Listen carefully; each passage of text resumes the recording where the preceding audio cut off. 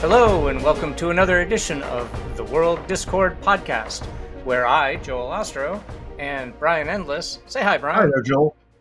cover a different conflict zone or hotspot every week to try to bring some information, knowledge on those conflicts that goes beyond what you might get from traditional news sources. Today, we are discussing a country in a conflict, or really series of conflicts, that probably don't make the news very much at all. The situation in the Democratic Republic of Congo. And before I turn it over to Brian to introduce our guest, let me just provide a very brief overview of Democratic Republic of Congo.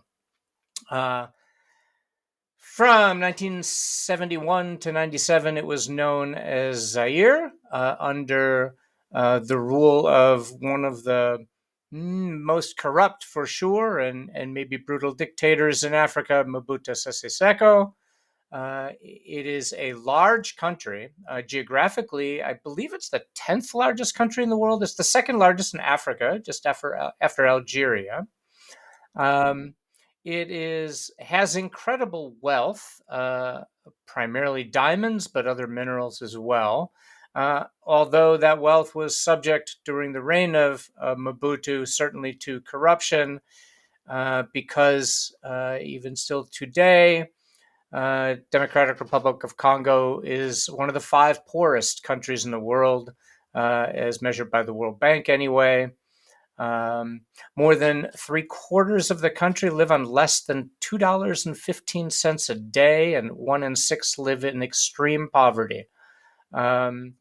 So, 1 in 6 people in extreme poverty in all of sub-Saharan Africa, lives in Democratic Republic of Congo.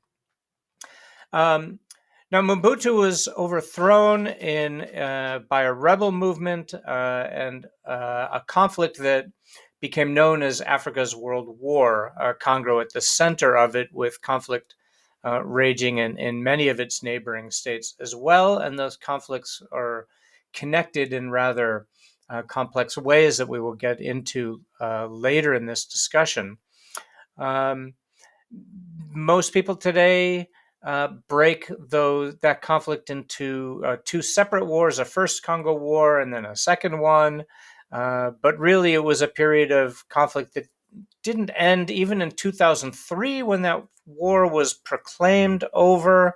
The UN has a presence in Congo that continues to try to maintain peace there, but particularly in the eastern part of the country, conflict rages. And certainly, again, its neighbors are heavily involved in that.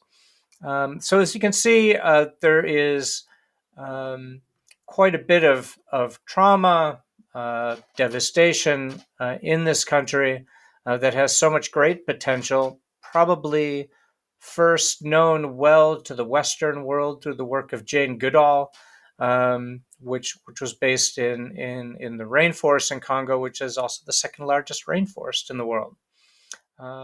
So with that, I will turn it over to our experts. Brian, you can introduce our guest, and we'll go from there.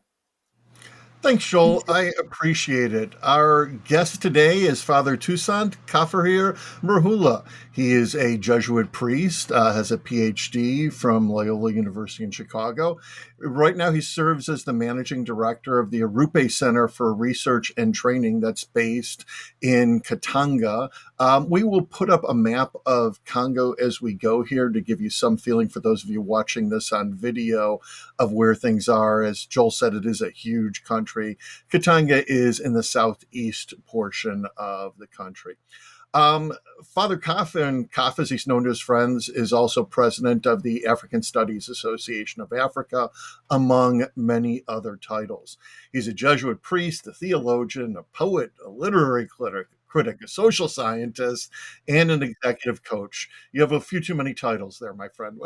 We'll go through all of those as we move forward. I've known Koff since his time at Loyola University Chicago. We share common interests in East and Central Africa, spent some time talking about those. Kaf was earning his master's degree and PhD there, and he was a graduate student while I was a faculty member. We taught together in both the political science department and the honors program.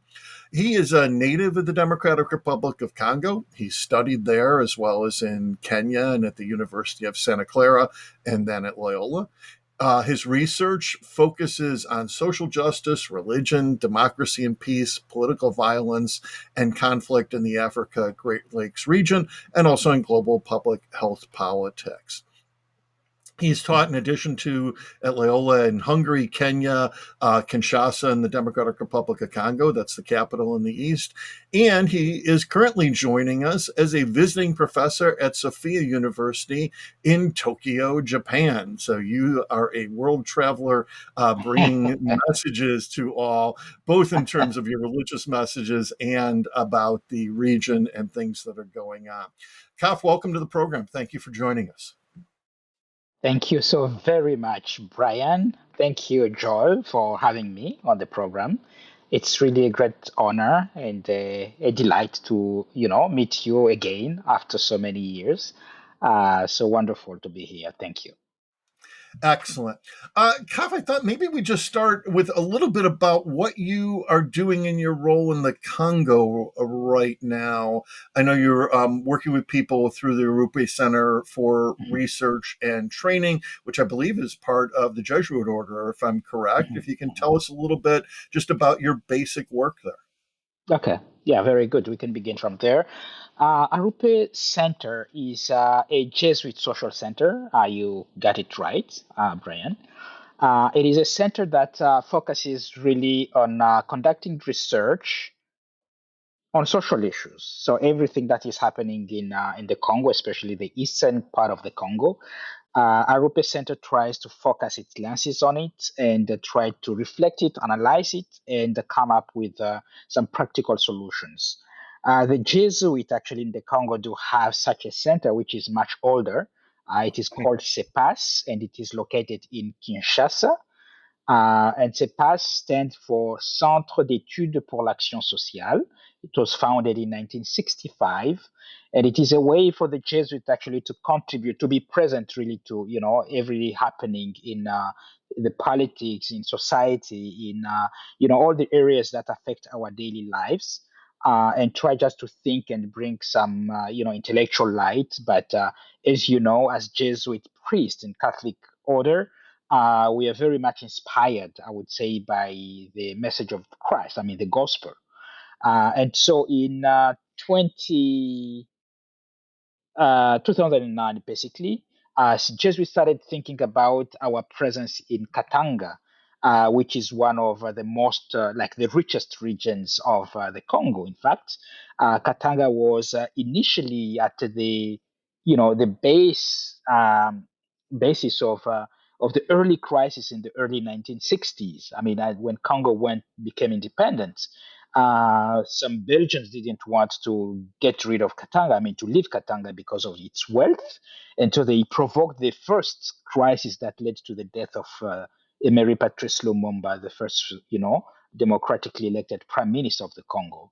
And so the Jesuits wanted to mark their presence in Katanga by saying, we need, as religious order, as scholars, as priests, to analyze all the happenings in the 21st century related to the mining industry, especially. So Arrupe Center has been focusing on that nexus between multinational companies, corporations, local communities, the environment, the human rights, and every way possible that our lives are being affected by the mining sector in the DRC. So that's what we do at Arrupe. Excellent. This is one of the things I love about teaching at Loyola Jesuit University. I'm not Catholic or Jesuit in any way, but I love the mission. And it's the social justice mission that Loyola and the Jesuit order is incredibly serious about, including you as an example as a priest who's out in the field and who's doing social justice work in the field.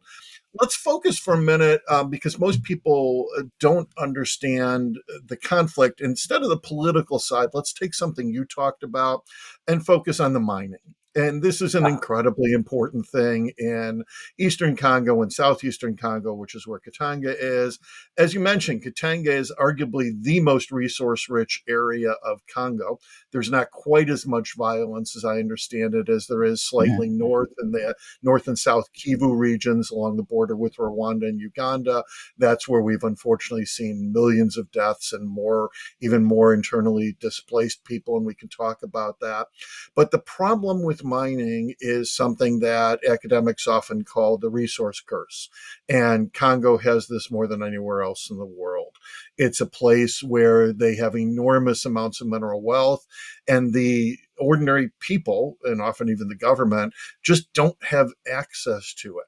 Whether it is international groups, multinational corporations, whether it was that original fight in the 60s during the Cold War with the US and the West and the Soviets on opposite sides, or whether it's neighboring countries or rival gangs coming in, the conflict over minerals has kept the people poor and in massive human rights, created massive human rights issues and social injustices.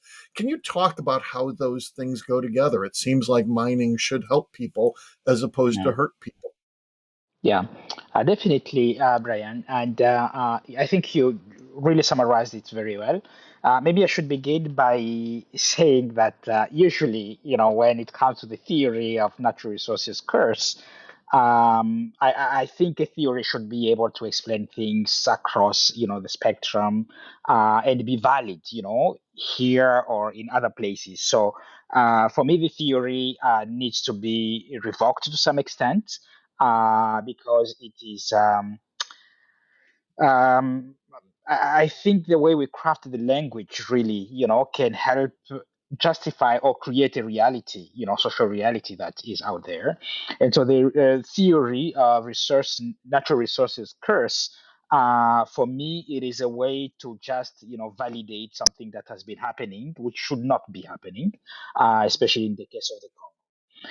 But it is And true so that. what you're saying here very politely is my Western bias is showing, and we need to have some different perspective there too. Exactly, exactly. But it is true that the natural resources in the Congo have been, at really the core of many of our misfortunes, I would say, as Congolese people. And this did not begin today, so it is not new in the history of the Congo.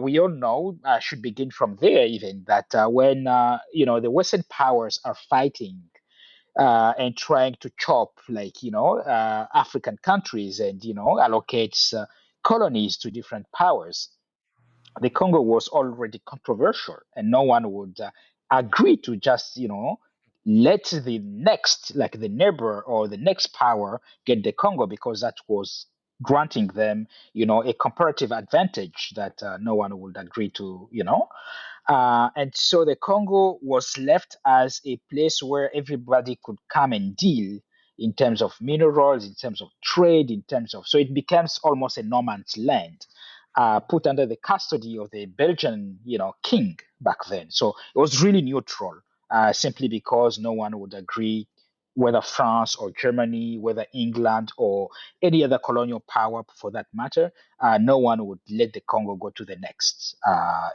power. And in the And so, 1800s, rubber was the primary resource, right? yes, rubber was the primary resource because of the Industrial Revolution. You remember the auto industry that was developing, so the tires and everything else. I think rubber was one of the most, sought after commodity for the market. And the Congo, with its forest, was providing so much rubber. Mhm. And during that period, already the King of Belgium was taking advantage of that. So he was a very shrewd politician, I would say, while he promised to develop or to be a humanitarian or to do, things that would allow others to let him, manage the Congo. Eventually, he turned the Congo into a private business, a private property, and the brutalities that took place in the Congo are simply or were simply unspeakable. You know, And that I'm sure you. situation really hasn't changed, has it? I mean, it's remained sort of structurally that way. I mean, the natural resource curse could be called Yes. colonization curse instead, right? I Because that was I agree. repeated in many many places, right? I Um, agree with you, Joel. I really think that's why I wanted to go as far back as that because it has become mhm, endemic and structural. And yeah. I've been, Brian, when you introduced me, you mentioned also the fact that I'm working with African scholars in the African Association of African Studies. And the question about the coloniality, the colonization, and all these, approaches have been very much discussed.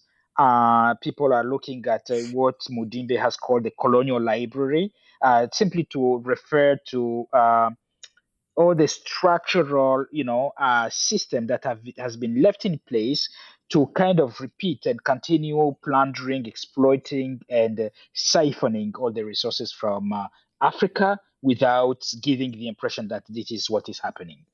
So colonization did not end in time. It is not like 1960s African countries became independent, because until today, many of the African countries are still struggling to get rid of, shed off all the weight of Western, exploitation of our resources. So that's Let, still let's very come much the case. let's come back to that in a minute, Kaf. If I can ask you to focus for a minute on just the ordinary people, because this is what often gets left out of any news broadcasts that come up. We see brief highlights of something terrible Mhm. happening. How has conflict minerals, how has the extraction of mineral resources by corporations affected the people of the Congo? What has it done to them, or what has it stopped them from getting? Okay. So I told you I live and I'm doing the work in Katanga, the Katanga province. And you mentioned that Katanga has been stable. So, indeed, you have many multinationals companies, especially Chinese, that are doing business in a very legal way. So they sign contracts with the Congolese government, they hire Congolese people, and they try to get as much as they can, except that you may have other issues with the environment and the way that all of this exploitation is affecting communities, local communities that get displaced, and so on and so forth. I will come back to that just in a minute. I want to make a contrast, like to compare with North Kivu, South Kivu, Ituri province. You promised to show the map. I hope our people can see how the Congo is, split. The conflict nowadays, the ways in which the communities are being affected today is very much about the wars. M23, that is the fighting to control, of course, the exploitation of coltan. And M23, every time I talk about it, is really a Rwandan army that sometimes tend to present itself as a Congolese rebellion.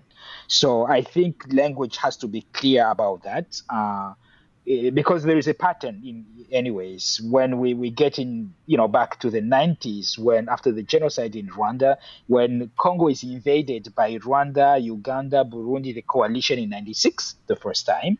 Of course they pretend that it is an internal Congolese rebellion, but it is just a way of Rwanda and Uganda to cover up their activities and involvement in the Congo.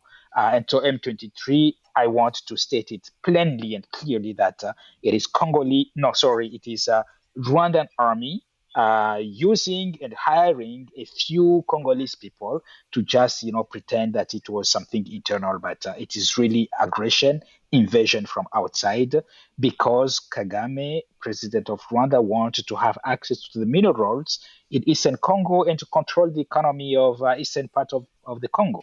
So they have been Can killing I a lot of people. can I interrupt? I'm sorry to interrupt. Just curious, Okay. is Rwanda's interest then to expand Rwanda's sovereign territory? Are they trying to take over part of Congo's territory? Like how does Rwanda, and you mentioned several other states, at least in the 90s, that were involved, but today is it only Rwanda, and what is their end game? Like what is it that Kagame hopes to achieve? Like how is he going to gain control over those things? I Yeah. guess what's his goal? Okay. So it's Rwanda, it's also Uganda, it should be said. I think sometimes we need really to understand how these two armies operate because Yeah. before even becoming president of Rwanda, Kagame was a member of the army in Uganda, Right. in charge of the intelligence. Hmm. And so the ties are really neatly, closed. And so everything that is taking place in North Kivu, South Kivu, in Ituri, both armies of Rwanda and Uganda have been very strongly and very much involved. So that I wanted to make plain and clear. Next, what I want to say is that, in fact, toward the end of the 90s, the rhetoric that Museveni and Kagame were developing and trying to push onto the international community was to say we really need to revisit the borders, that were inherited from colonization. So that plan and that project has been rationalized and exposed, to say that the expansionism of Rwanda and Uganda are very much clear, very much known, and very much discussed in public areas. Recently, Kagame has even dared to argue that the pre-colonial Rwanda used to expand its borders and territories within the Congo, Eastern Congo, which is just a falsification of history. But Kagame is a political man, he's a politician. He can say whatever he wants to say. But scholars who have done research and you have archives actually from colonial days will show you that Rwanda as a nation, a state as it exists today, did not even exist back then. So to make such a claim is just foolishness, plainly. And I think it is important that scholars who want to unveil reality or the truth also get involved in producing knowledge that is reliable and valid. So, To go a little further on Joel's question too, Kaf. So uh, you mentioned the M23, which is typically in the press called a rebel group, but you and I both know very well it is organized by the Rwandans and often includes them. This is the typical way, is it not, that Rwanda and Uganda, to a lesser extent, insert themselves into the Eastern Congo. They form and support what they call rebel groups to effectively hold proxy wars, and most of the purpose of those groups is to control the territory so that they can safely send natural resources back through Rwanda and then wash them onto the international market and kind of quote unquote legalize them and put them on the international market. Can you talk a little bit more about how those rebel groups work and what that makes the conflict look like inside of the Congo? Because it's not always a straight invasion. There are apparently some Rwandan troops that may be there now, but it's more often a proxy type situation. yeah, I like the way you frame it, Brian, because it allows me actually to refer to the war that has been going on for the last 30 years, let's say it like that, in the Congo, um, in a way that people should understand. Um, I will say this: I think Africa needs leaders who are morally, upright and who understand that Africa really needs, to come back to those ideals of Pan-Africanism. So we are longing to see people like the Nkrumahs, the Mwalimu Nyerere. We had someone recently, Magufuli from Tanzania. So we had some very strong leaders who understood that Africa needs to stand as a unit, if it has to foster or push for its own interest. When I see the way Kagame has been portrayed in the international community, I think there is something really wrong with the Westerners because Kagame's approach and Kagame's interests are very parochial and very ethnic based. So you cannot be pushing to defend just one little small community at the expense of everybody else and pretend that the killings and the death and the suffering you're imposing on others has no value whatsoever. Only your pain and your value, your suffering has to be, protected and celebrated. So I wanted to make that clear, first of all. Second, I am saying this because I want to say that as a politician, Africans should recognize that Kagame has achieved a tremendous political work. If you have to look at politics as, in realistic terms, he wields so much power today that Kagame is capable of influencing the politics at the EU level in Europe. We saw this recently, in the US, right, at the UN level. So Kagame has been that shrewd as a political, leader to achieve or to at least attain whatever goals he wanted to attain. And I'm saying this as a proviso to what is coming next. When Kagame started the wars in the 90s in the Congo, he knew that going to war does not imply only shooting like bullets or guns. Okay, so war takes much more. It's a much more complex industry than just being on the field and using the machine guns and so on and so forth. Kagame's war in the Congo has been cunning in the fact that Kagame succeeded in infiltrating the Congolese government at the highest level from the 90s. And so every time that Kagame injects his own men in the Congo, like as soldiers, it is not because he wants to win the whole Congolese territory, but because he wants effectively to force the Congolese government to sit at the negotiating table and say we are giving some military in the Congolese army, and by doing that you infiltrate the army, you have spies everywhere, you have people who can just weaken the country from inside. And that's, I think it is should, politically speaking. And the Congolese government actually needs to understand this.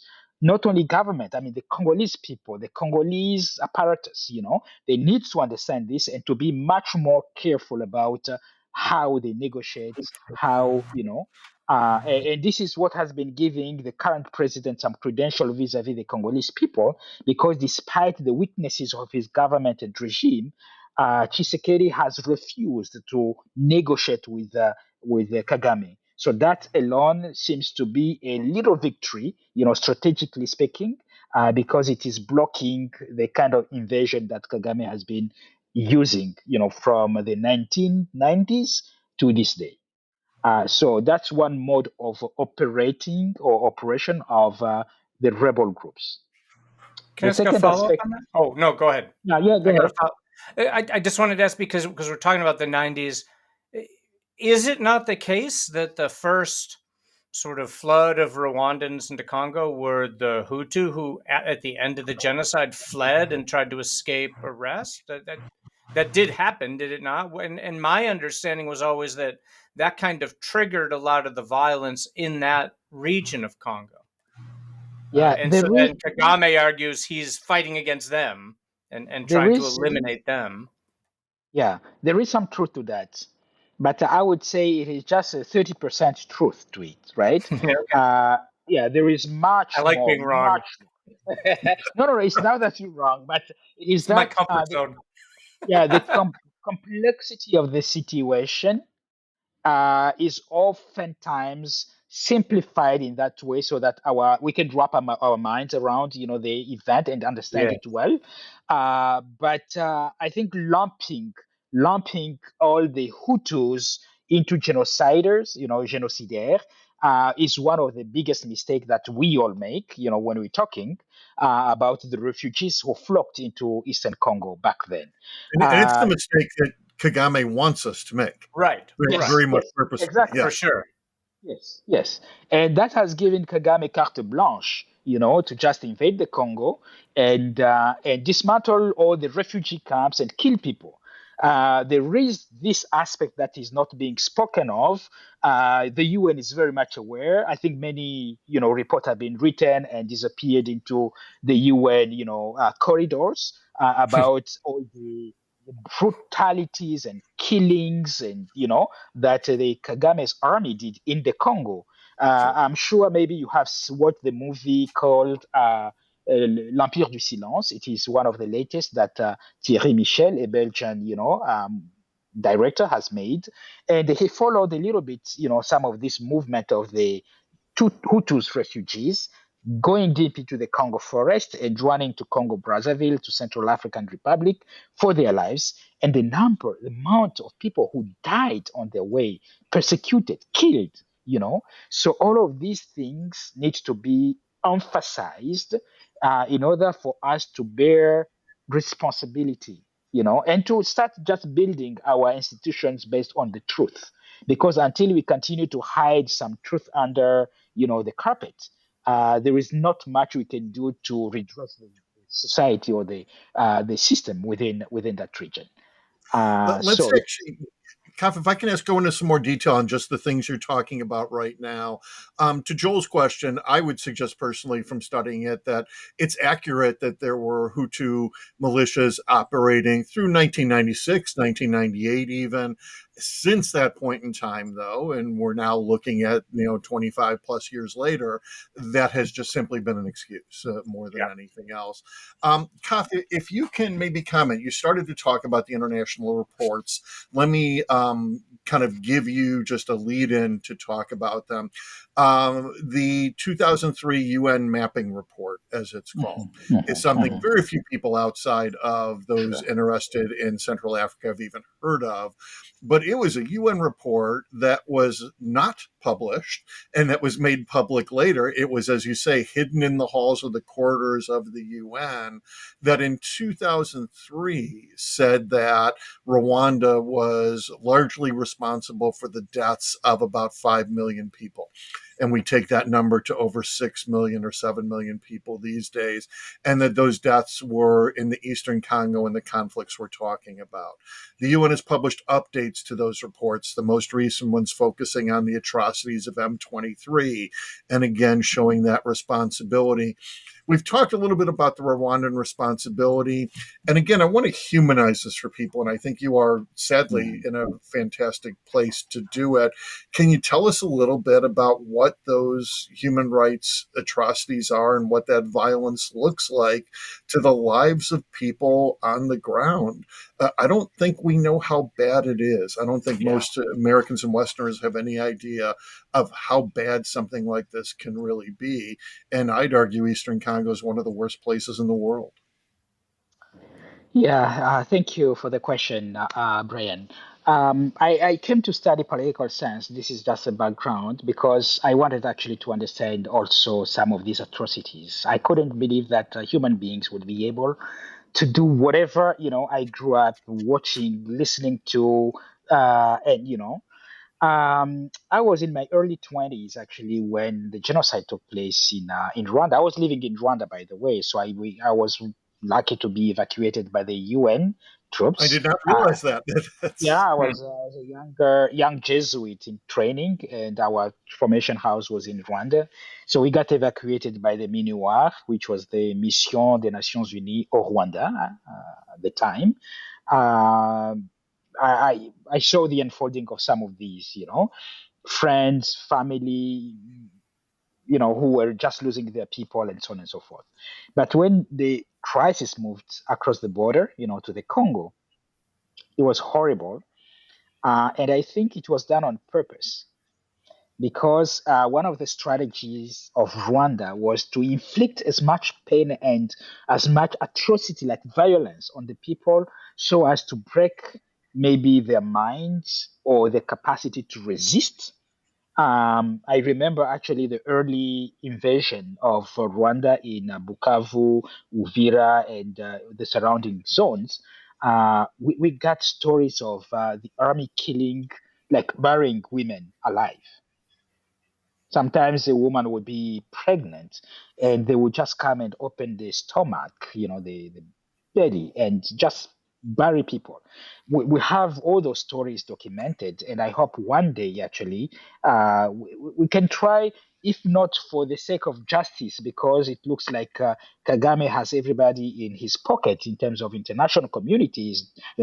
Everybody knows everything that Kagame has been doing in Eastern Congo, and no one is budging to say we can try this person and take him to justice. So sometimes when I listen to the international community talking about issuing a international arrest warrant against Putin, I say, but what is this, craziness? People who are doing even worse than Putin are there, and you are cajoling them in the sense of, the um, and so people have been living with these traumas. It's so traumatic. The kind of experiences that we've been going through, to the extent that I think less and less people want to be talking even about the violence. We tend to pretend to look the other way, because 30 years of war and impunity is just way too much. We all know that all the warlords, whenever they are losing their situation, or in Eastern Congo, they run to Kigali and they are protected. You remember Bosco Ntaganda, so all of them go to Rwanda and they are safe. There is no idea of extraditing them to the Congo to be tried, or sending them to the Hague to be tried. And no, Kagame protect them because he is the one who sent them in the first place. It is good, at least nowadays, that more and more Westerners are, becoming aware of all the lies upon which the Rwandan development has been built. You have Michaela Wrong, who has written, a wonderful book. There is the Cameroonian guy, actually, Charlonana, who has written tremendously about what is going on in the Congo, and in very graphic terms. So I think, in terms of knowledge, everything is accessible to people. It's just a matter of trying to make some little efforts, to say, I want to document and inform myself. There are also documentaries. Recently, I think 50 journalists from 17 different countries in the West, in Europe, came together and went to Rwanda to do some research about all the killings and violence and brutalities against journalists. The document is called, I think, Rwanda Classified, and you have documentaries that you can find online about this. So really, people who want to educate themselves, and those who are concerned about the justice, a just world that we want to build and pass on to the next generation, they should make just an extra little effort to go read, watch, document themselves about. Absolutely, there's a lot out there. I'll also mention, you mentioned Michaela Wrong. Let's just give a little plug for her book, "Do Not Disturb," about the Rwandan assassination of one of their former intelligence leaders and all of the operations. And then also, I recommend Judy Reaver, a Canadian journalist. Michaela Wrong's a British journalist. Judy Reaver wrote "In Praise of Blood" about Excellent. a lot of the crimes that have happened by Kagame's government. And as you mentioned, there's lots of great documentaries out Mhm. there too. The information's all out there. One of the reasons we're having you on is people just don't look for it and hear it, and we need to get Thanks. more of it. Thank you very Joel, I'll much. toss it to you. Do you have another question to prep, or we can talk about other things? No, go ahead. You ask. You've got more Okay, expertise, so I'm sort of deferring to you on this. I'll be honest, I'm still a little cloudy on who the players are besides Rwanda in the internal conflict. Like, can you, maybe I do have a question. If you can just lay out for us a map of the various militias and with whom they're aligned, or maybe who they're aligned with and what their goal is, uh, if that So makes sense. it does make a lot of sense. But I would say that everybody really is involved in this conflict. But let me use it and simplify things, right? Let's say it is two countries, sovereign countries, the Democratic Republic of Congo and Rwanda, to begin with, and to just have like a clear approach.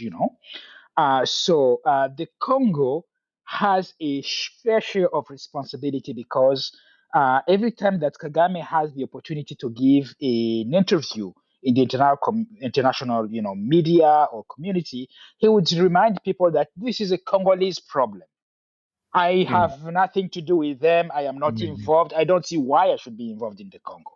But Kagame is able to do this kind of, discourse only because the Congolese government has been weak and has not been very organized, and because Congolese people also have been very easy to buy. So I am not like whitewashing the Congolese leaders, because many of them have been corrupt and deeply corrupt. And for money, they are ready to sell the future of their country. So now, maybe you have heard that the Congo has been reinstating the death penalty, and it has provoked some discussion in the international community.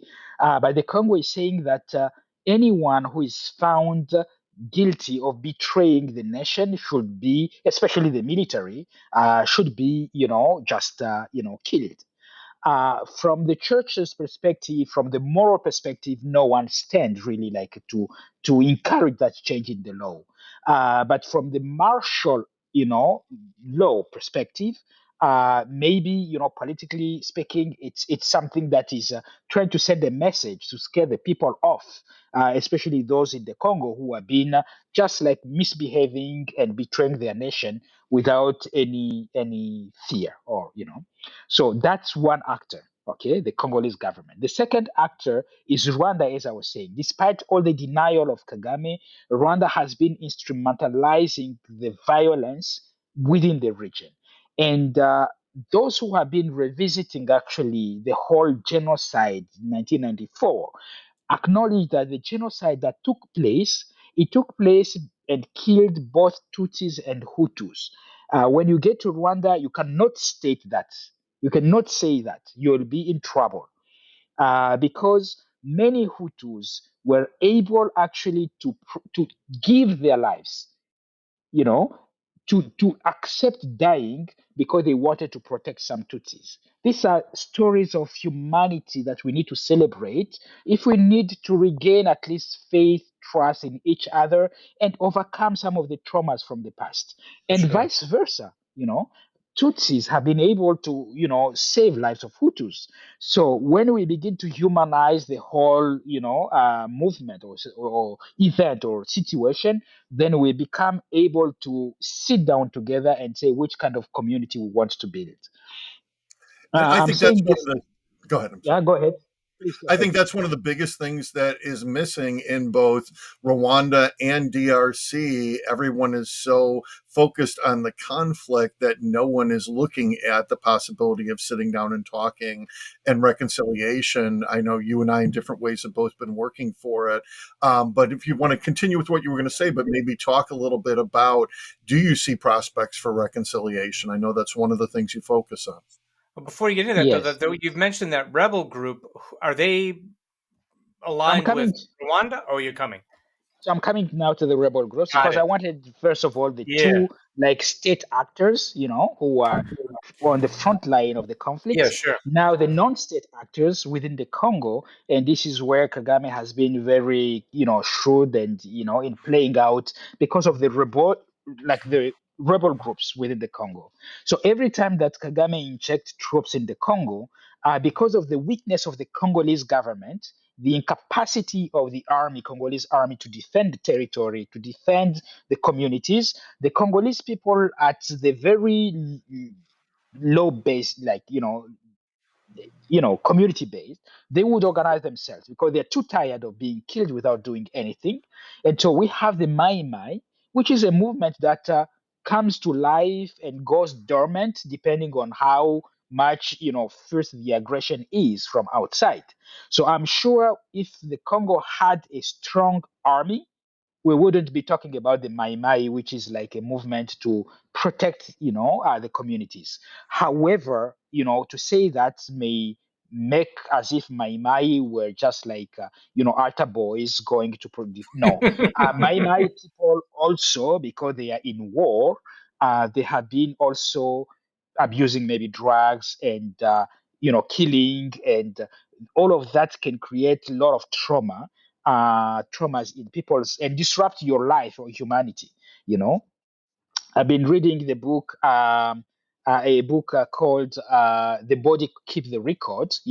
About the traumas of all the returnees, militaries from Iraq and so on and so forth, and how they need really to go through a process of healing.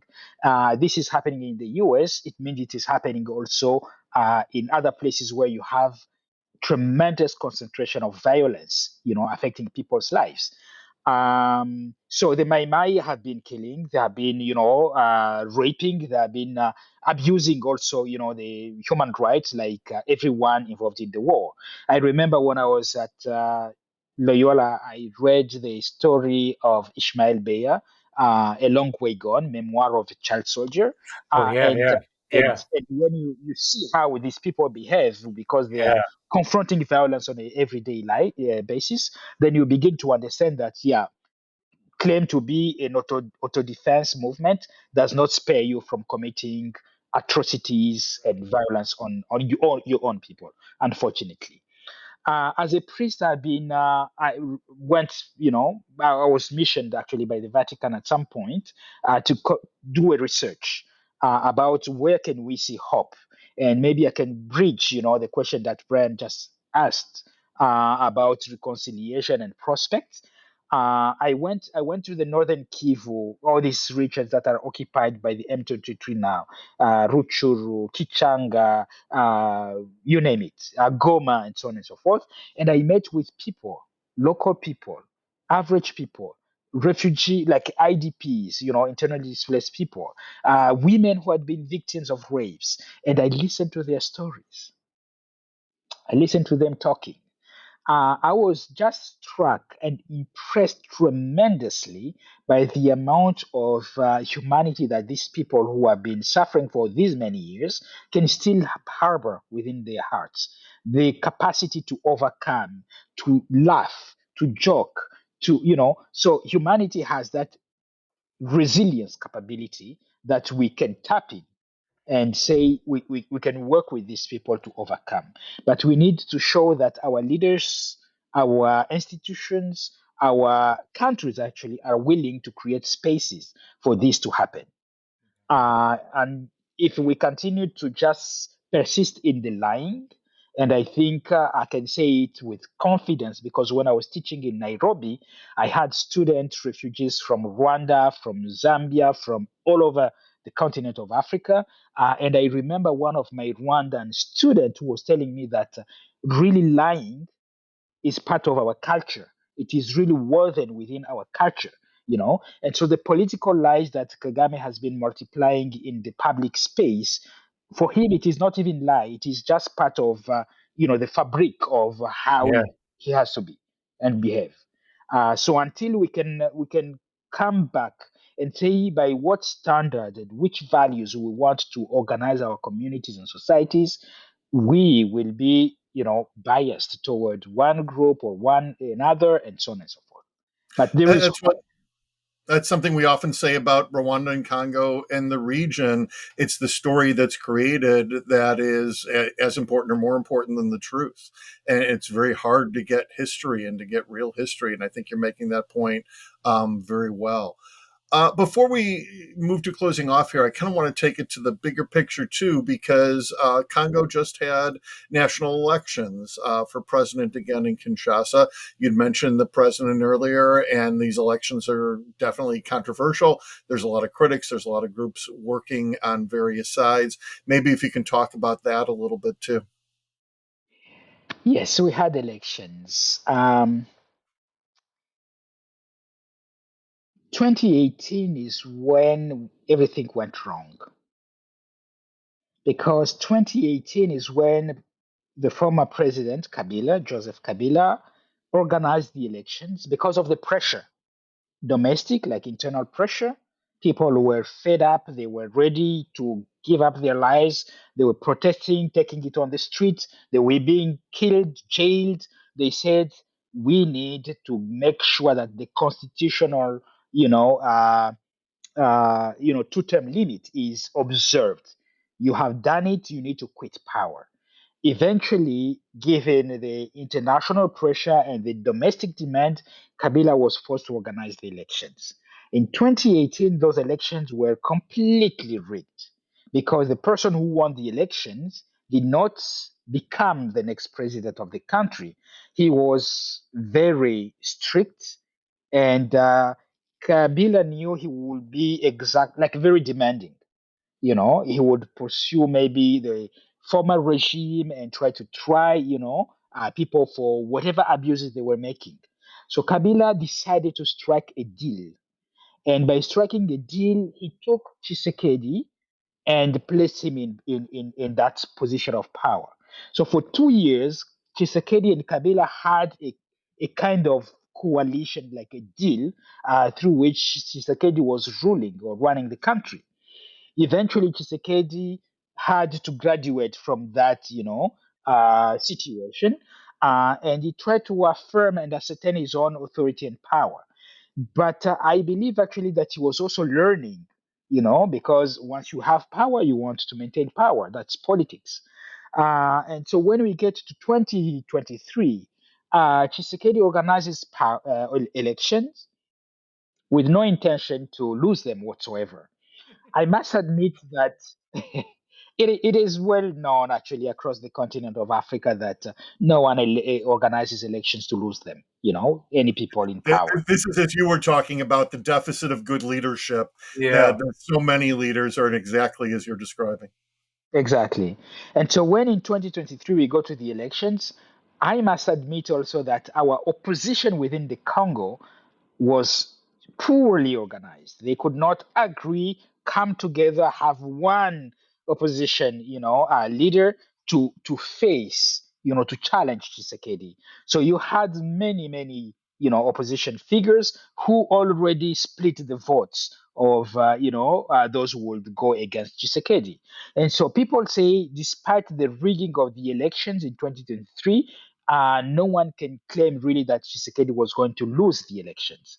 So that's one thing that gives credential to whatever the outcome of the elections has been.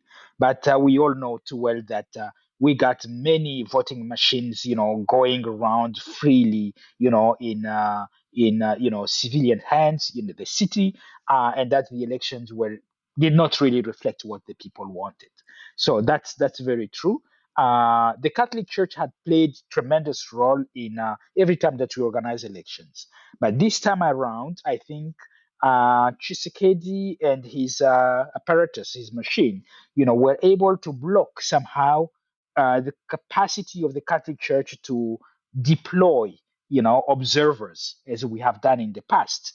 And so even the report that came from the Catholic Conference of Bishops was weakened because of lacking that strong basis in terms of observation and everything else.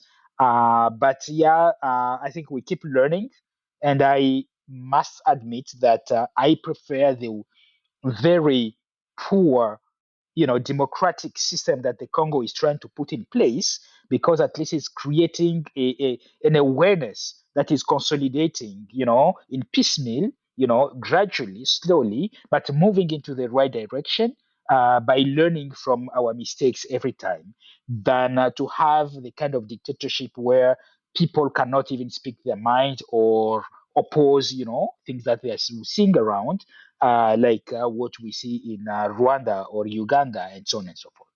So that's what I can say very briefly, because I know Yeah, we're coming that's to. an important perspective, and in some ways, a weaker government is better for potential democracy and potential change in the future than the strong governments next door. Joel, I know you wanted to ask kind No, of I a think that's a great regional spot to end the discussion. It just seems like it's a natural, with a bit of optimism. Let's close it with that, if that's okay. Yes, fantastic, no problem at all. thank you. Um, Thank you very much for joining us late at night in Japan time. Thank you for your time and very Thank you so best much, wishes Kyle. with the work you're doing in Congo. It is Yeah, thank always you a so much. pleasure. Thank you, Joel, for hosting this, and really anytime. Thank you so very much. Okay, so well, maybe we will have you back to talk about Kenya. Okay, I'll be good. I lived in Fantastic. Kenya for a few years, so I still have friends. I travel there. I follow what is going on in Kenya closely, because it's a Yeah, country that we wanted to hold as a model, a role sure. model. Yeah, yeah. Right. We will be in touch on that then. Thank you all for listening. Thanks to Andy, our producer, for his help in putting this all together. Thanks again to Kaf for joining us, and we will see you next week. Take care. All the Bye bye, best. everybody.